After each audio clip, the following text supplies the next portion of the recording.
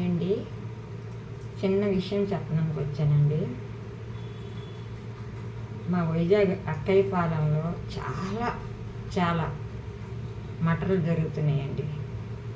ఏంటంటే లవ్ కాదండి, మాకు లవ్ తగ్గిపోయాయి ఏమో కానీ ఒక 5-6 సంవత్సరాల నుంచి లవ్ మటర్లని లేవు, ఎక్కడా లేనట్టుగా ఉన్నాయి.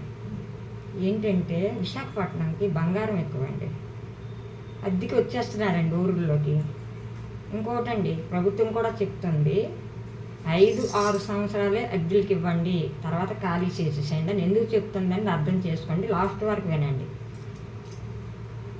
అయితే పిల్ల పార్వతి గారు అనేసి మాకు తెలిసినండి, మా ఇంటి దగ్గరే ఆవిడ, మా అక్కయ్యపాలెం వాళ్ళ శ్రీనివాస నగర్ పక్కనే. చాలా నిజంగా అండి దారుణం అండి అలా చంపడం, అది కరెక్ట్ కాదండి. కొన్ని బంగారం తీసుకొని వెళ్ళిపోయి వదిలేసినాయి, అది వేరే సంగతి. లోపలికి వెళ్ళి అంటే అద్దె కట్టమని అలా ఆయన అడిగారట, 3 నెలలైంది అద్దె కట్టలేదట. అద్దె కట్టమని అడిగితే మనసులో పెట్టేసుకొని అద్దె కట్టమంటున్నారు కదా అని పెట్టేసుకొని అతను ఏం చేశాడంటే 17 సంవత్సరాలట రెంట్కున్నారట ఇంట్లో. 17 సంవత్సరాలు రెంట్కున్న అతను కారం పట్టుకొని వెళ్ళి, కత్తి పట్టుకొని వెళ్ళి, మీకు అద్దెకి అతను లేనప్పుడు అద్దిస్తానంటే ఏ వానర్లైనా, అందుకేనండి డోర్లు తీయకండి. ఆవిడేం చేసిందంటే డోర్ తీయలేదట, అప్పటికే డోర్ తీసి తుడుచుకుంటుందంట ఇల్లు అవి.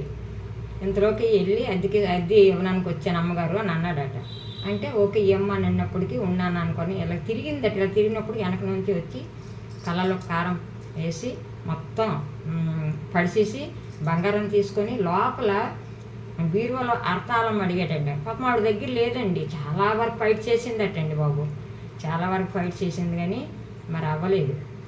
అవ్వకపోతే ఏమైందంటే మొత్తానికి ఏం చేశాడంటే చంపేసి డబ్బు బంగారం అంతా పట్టుకెళ్ళిపోయాడండి. 17 సంవత్సరాలండి, 1 రోజు 2 రోజులు కాదు.